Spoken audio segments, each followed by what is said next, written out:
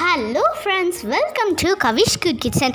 இன்றைக்கி நம்ம வீடியோவில் என்ன பார்க்க போகிறோம் அப்படின்னா, ஒரு சாஃப்டான இட்லி உளுந்தே இல்லாமல் எப்படி செய்யறதுன்னு பார்க்க போகிறோம். வாங்க வீடியோக்குள்ளே போகலாம்.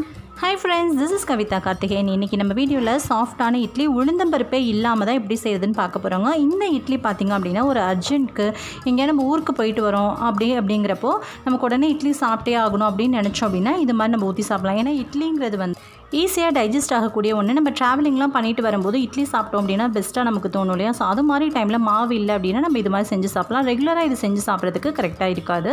ஸோ இது உளுந்தம்பருப்பே இல்லாமல் ஒரு பச்சரிசி மாவு இருக்கு இல்லையா, அதை வச்சு தான் நம்ம செய்து பார்க்க போகிறோம்.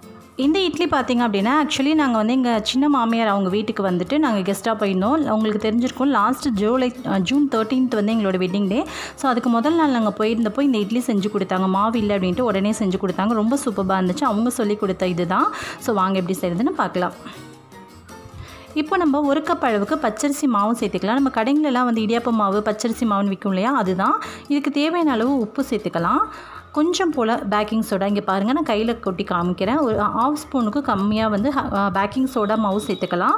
சப்போஸ் நீங்கள் பேக்கிங் சோடா சேர்க்க வேணாம்னு நினச்சிங்க அப்படின்னா ஒரு அரை மணி நேரம் ஊற வைக்கணும். சேம் நம்ம மாவு எடுத்து அதே கப்பில் ஒரு கப் அளவுக்கு தயிர் சேர்த்துக்கிறேன்.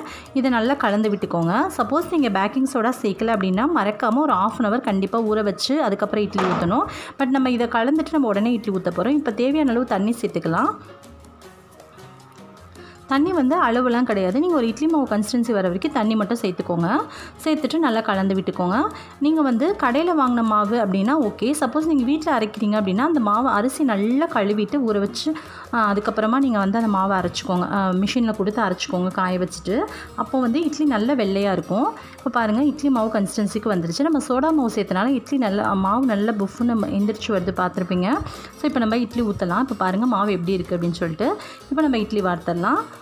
நம்ம எப்பவும் போல் நார்மலாக ஒரு இட்லி பாத்திரத்தில் தண்ணி அடியில் வச்சுட்டு மேலே துணி போட்டு நம்ம இட்லி ஊற்றியாச்சு.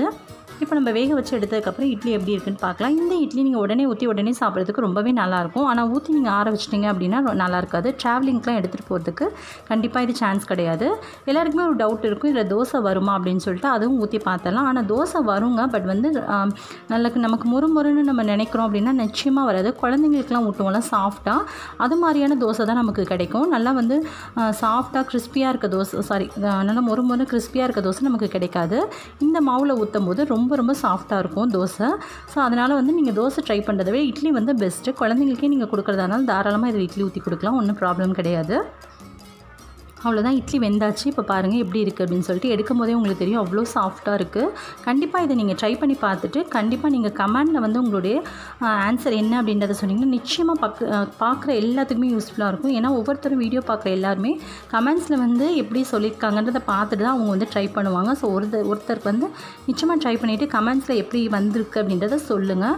ஸோ எல்லாருமே அப்படி தான், நானே இருந்தாலும் அப்படி தான் கமெண்டை பார்த்து தான் நம்ம ட்ரை பண்ணுவோம். என்ன தான் நாங்கள் யூடியூபர்ஸ் சொன்னாலுமே உங்களுக்கு ஒரு சில டவுட்ஸ் இருக்கும். ஸோ இது செஞ்சால் நல்லா வருமான்ட்டு. ஆனால் நிச்சயமாக நல்லா வரும். கண்டிப்பாக ட்ரை பண்ணி பாருங்கள். ட்ரை பண்ணி பார்த்துட்டு எப்படி இருக்குன்னு கமெண்ட்டில் சொல்லுங்கள். கண்டிப்பாக அது மறுபடியும் சொல்லிக்கிற ஒரு விஷயம் என்னென்னா, நீங்கள் இட்லி ஊற்றி ஆற வச்சிடக்கூடாது. உடனே செஞ்சு சாப்பிட்றதுக்கு ரொம்பவே சூப்பராக இருக்கும்.